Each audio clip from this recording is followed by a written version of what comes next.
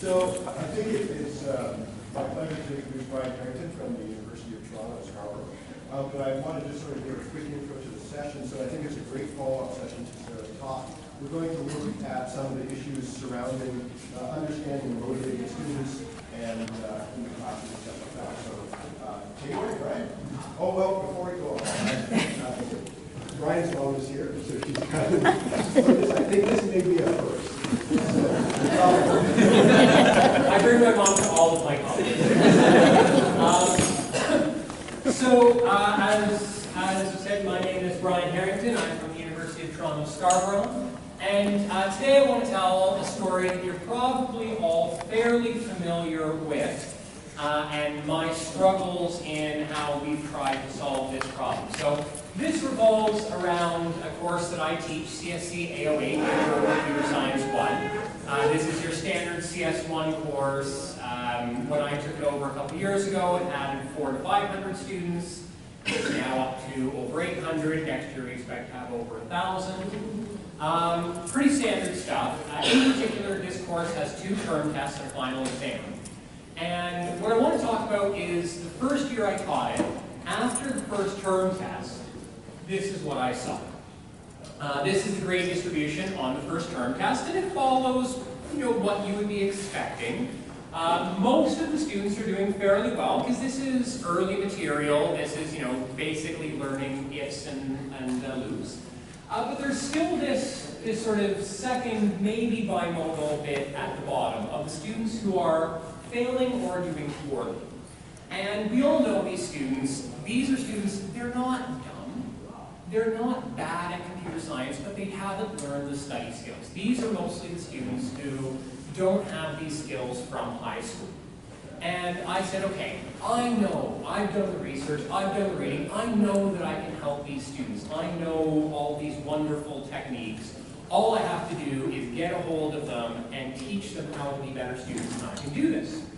So my first idea was, I said, well, if you fail them, they will come, right? These students, they're going to be knocking down my door the first office hour after the term test, and I expect them all to show up, right? I was young and naive. So I'm expecting this big long line. I hold a special office hour as soon as the marks come out, and I'm expecting, this sort of situation. This is what I do. Nobody shows up. So the next year, I say, okay, well, maybe they just don't know that they need the help. So I say, okay, I'm going to give a little bit of a warning and a little bit of an invitation. I say, look, anyone who's doing sort of mid-60s or below on your first term test, you're in real trouble here of not continuing on. You don't have the study skills. Let me help you. I'm going to hold these special office hours. Please come. So I think, okay, for sure they're coming. For sure we're going to get the big numbers. And sure enough, nobody shows. So once again, nobody's coming. These students just aren't coming out. So I say, okay, well, next time what I'm going to do is I'm going to personally invite. I get every student who scored 65 or below on the term test, and I send them an email and say, look, come and see me. I'm going to make an appointment in my office hours. Come talk to me. We'll get you sorted out. And for sure, we're going to have a lineup this time. It doesn't work. So this is a pretty common complaint. This is something that a lot of people have. Why doesn't it work? Well, I talk to these students. So it's not these students don't come. It's not they don't show up. It's that they show up the week before the final exam and go, I'm in trouble here, right? It's too late to really help at this point. So I said, why didn't you come when I invited you? Why weren't you here? And they all had the same story. I got this email, and it felt like when I was in high school being called down to the principal's office because I had done poorly. Like, I was really intimidated, a little bit scared. I wasn't really sure what you were going to say, so I just kind of ignored it, and I wasn't sure how it was going to help. So this year, we tried something a little bit different. I said, well, let's try and put a positive spin on this. Let's try and build something. Instead of being an intervention for the students who are failing, let's try and build something for all the students. Let's try and get something that is more positively focused and focused on the entire class. So this way we don't have students feeling singled out. And we have this sort of positive spin of saying, well, everyone can use these study skills. Let's teach them to everyone. And maybe this is actually going to work. So this is how we came up with the idea of our on-track workshop. So during the reading week, in the first semester, the fall semester, we organized this event. It's a one-day event. And it's focused on study skills and preparation specifically for computer science. So we say CMS, which is computer mathematical sciences, but it's really focused towards the computer science students. So we advertise this with the key phrase, get on track, stay on track. So this is saying, look, if you're unhappy with your trajectory, let us teach you how to get on track. If you're happy with where you're going, let us make sure that you have the study skills to continue on the trajectory you're already on. And the other key phrase we used was, learn the skills that you'll need to be on track for 4.0. So this is really trying to put this positive spin on things, saying, look, even if you did poorly, that's only 10%. You can do well, you can recover, you can succeed. Let's make this positive. So we said, okay, I don't know, is anybody going to show up for this? So on the day, we had no idea. I'm peeking out of my office, seeing if anyone's going to show up. And as it turned out, they did.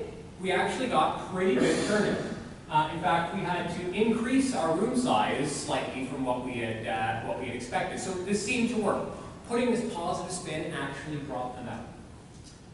So, so who actually showed up? We had 48 students in total, which, okay, not a huge. Like I said, we had about 700 or 800 in total. But keep in mind, this is during the reading week, so lots of them aren't going to be there. They had to come out specifically for this. And this was a purely optional event, and we really only kind of got to organize and advertise it the week before.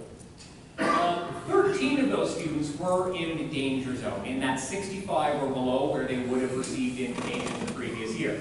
Keep in mind, out of those students last year, none showed up. So at least we're getting some of them through the door now. So this is the distribution of the first term test marks of who showed up. So we see that, as you might expect, it's mostly the keeners who are showing up. They're getting 90s anyway. They want to make sure they're going to get high 90s next time around. Well, yeah, they're going to show, but we are getting some students in that lower end of the distribution. So we're getting this sort of nice array of students. All right, so we got them in the room. Now what do we do with them? Well, we hadn't really thought that far through. No one was going to show up previously. So we decided we were going to do a full day event, or 10 in the morning until 3 in the afternoon type of thing. We anchored it around our Center for Teaching and Learning as this standard workshop for study skills and time management.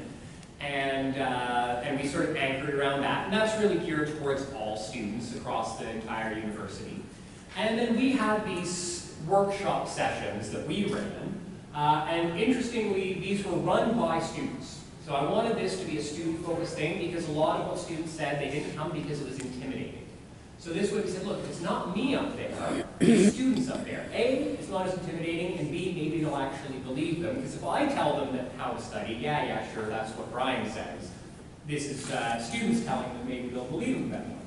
And these were focused specifically on our math and computer science students. So we had 2 study sessions with three half-hour groups each. And the first one had sessions on how to prepare for midterms and exams, because what we found is a lot of students, they just didn't have those basic study skills.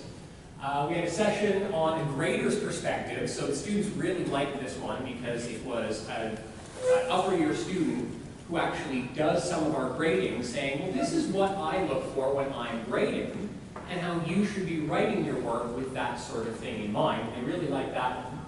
And a session on work-life balance, and actually we had one of our students present that who had had a bit of a burnout in their first year.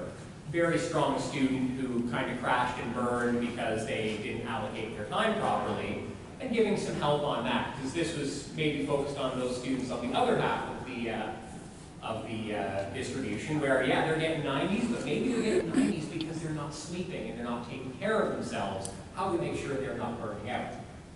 And in the afternoon, we had a session on making use of the resources available to you. So this is where students said, like, seriously, these office hours, they're worth going to. Or go to the Math Aid Center and they'll help you, that sort of thing.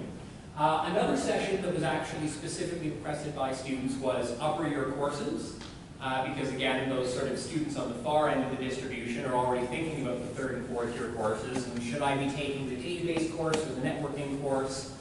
So this was a chance for the upper year students to give real honest feedback on what sort of courses were interesting, what to look out for, what courses to take. And my favorite session was this one at the very end, tips and tricks from senior students, where we got all the students all the senior students in a big circle. We said, this is your time. You tell the students anything that you wish you had been told in your first year. It was really much more of a back and forth chat. So this was a way more interesting day to me anyway than sitting in office hours and hoping somebody shows up. I had a lot of fun. The students who were presenting really seemed to enjoy it.